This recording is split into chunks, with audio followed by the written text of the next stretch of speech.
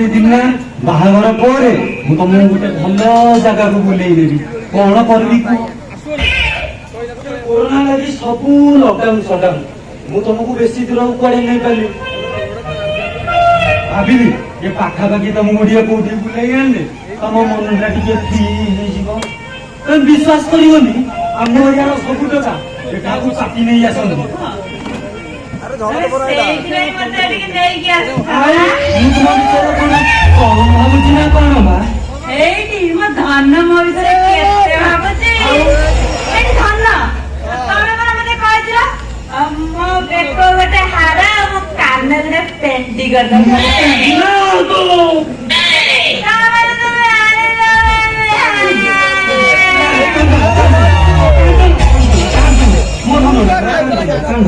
ମୁଁ ତମକୁ କଥା ଦଉଛି, ଆଉ କିଛି ଦିନ ଯାଉ ଏ ବୁଢା ଠାରୁ ଟଙ୍କା ଖସେଇ ମୁଁ ତମ ପାଇଁ ହାର ଆଉ କାନକୁ ଫୁଲ ଆଣିଦେବି। ଏଇଠି ଦିଅର ବଇଛି।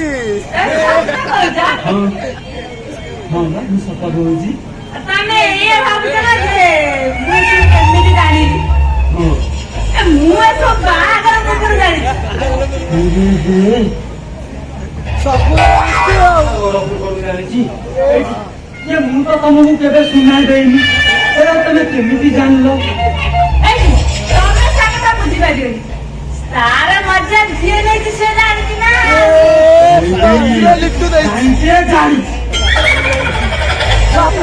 ଏତେ ମଜା ଆସିବ କୋଉଠୁ? ଦିଅର ଦେଇଛି। ସେ ବାହାଘର ପୂର୍ବରୁ ସେ ଯୋଉ ମଜା ସେଟା ଛୋଟ ସୁନା ନା ବଡ? ମାନେ 22 କ୍ୟାରେଟ ନା 24 କ୍ୟାରେଟ? ଓ ତମେ ଆଉ କଣ ଭାବିଲ? ସେଇଆ ନୁହେଁ କବୁ କାହିଁ ତମେ ଏଇଆ ପଚାରୁଛ କି? 24 କ୍ୟାରେଟ ନା 22 କ୍ୟାରେଟ? 24 କ୍ୟାରେଟ ମୁଁ ଜାଣିଛି ବଡଟା ହେଇଥିବ ଏତେ ମଜା ଆସିବ।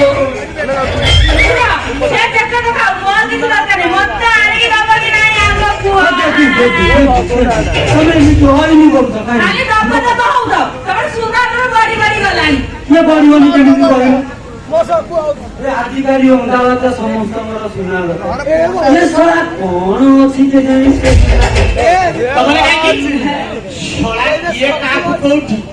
କେତେବେଳେ କୋଉ ଜାଗାରେ ଦଉଛି ତାର କିଛି ଠିକଣା ନାହିଁ। ଆଉ ତୁ ତ ତାର ତତେ ଦବନି କାହିଁକି? ଶୁଙ୍ଘି ଶୁଙ୍ଘି ଆସି ଏଠି ପହଞ୍ଚିଗଲାଣି। ଆମେରିକା ବୋଲି ତମେ କେମିତି ଜାଣିଲ? ଜମା ପିଠା ଛାଡ଼ିବନି। ନବବିବାହିତା ବୋହୂ ନାହିଁ ଆଉ ପୁଅ ନାହିଁ। ଆମ ଏରିଆରେ ତାଙ୍କ ପାଇଁ ଗୋଟେ ଛୁଆଇଲା ପରି ଜାଗା, ସେଇଟା ମୁଁ ଜାଣିପାରିବି କେମିତି? ତୋ ସହିତ ଜାଗା ସହିତ ଧନ ମୋର ଆଗରୁ ପରିଚିତ। ତମେ ପରା କହୁଥିଲ ଏଠି ଜାଗାକୁ ବାପାଙ୍କ ସହିତ ନୂଆ ପରିଚୟ ମାନେ ତମେ ବା କହୁଥିଲ ତମ ଗାଁ ଟୋକା ମାନେ ଏଠିକି ଆସୁଛନ୍ତି ବୋଲି। ବାପା କଣ ପରିଚିତ ବୋଲି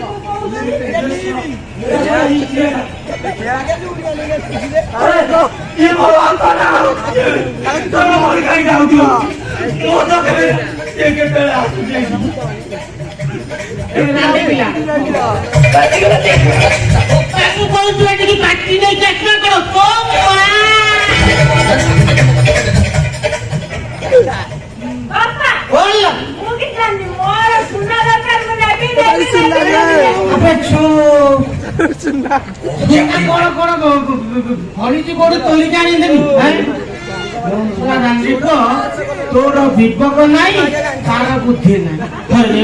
ମୁଁ ଭାବିଲି ଏ ଜାଗା ଗୋଟାଏ ଆମର ସମ୍ପୂର୍ଣ୍ଣ ଇତିହାସ ଜାଗା, ସେଠାକୁ ଭୁଲିବାକୁ ଯାଉଛୁ। କଣ ଥିଲା କଣ ନଥିଲା ସେ ଜାଗା ବିଷୟରେ ଇତିହାସ ଆଲୋଚନା କରିବା।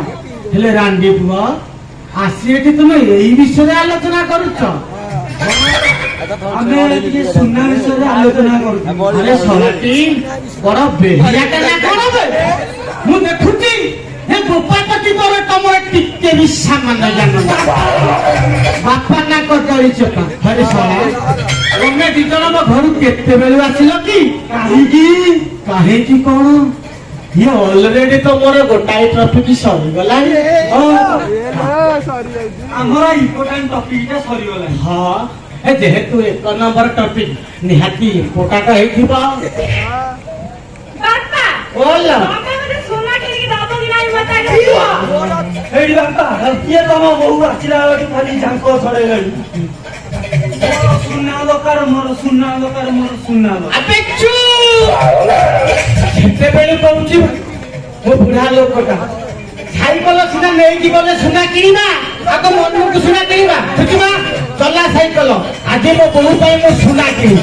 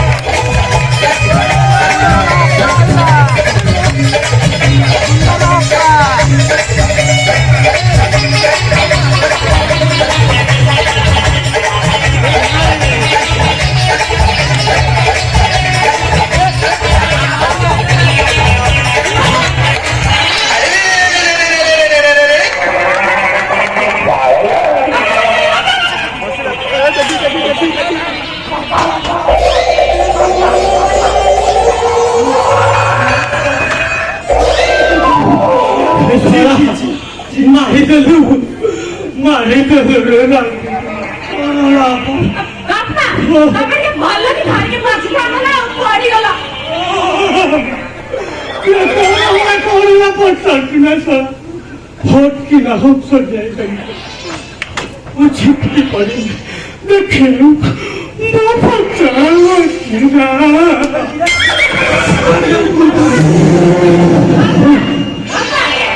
ତମେ ଯୋଉ ବ୍ୟସ୍ତ ହନି ଆମେ ମାର୍କେଟ ସାରି କିଣା କିଣି କର। ଗାନ୍ଧୀ ପ୍ରଥମ ଚାଲା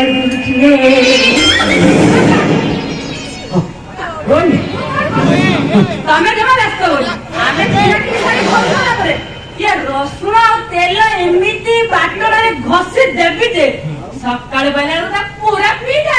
ସତରେ ଏ ବାପା ହଁ ହଁ ଏ ମତେ ଲାଗୁଛି ତମ ବଡି ଆଉ ଆଦମ ଷ୍ଟ୍ରଙ୍ଗ ନୁହେଁ। କଣ ହେଲା ଇଏ ଆମ ଗାଁ ଫୁଟବଲ ଟିମରେ ଭଗବାନଙ୍କୁ କାମର ପୁରା ଏକ ନମ୍ବର କାହ୍ନା ଗୌରା ରାକେଶ କହୁଥିଲେ ବା ଏ ସାରା ଡେଲି ଭଲି ବାଡେଇ ହେଲା ତୋର ପୁରା ଷ୍ଟ୍ରଙ୍ଗ ହେଇଯାଇ କିରେ ଶଳା ସବୁ କଥା ଗୁଡା କଣ ଓଡିଆ କରି କହୁଛୁ ମାରିବି ଗୋଟା ଯେ ଏ ଝଡ଼ ତ ବନା ସେ ରହିଯା ମାଟି କାମୁଡ଼ିକି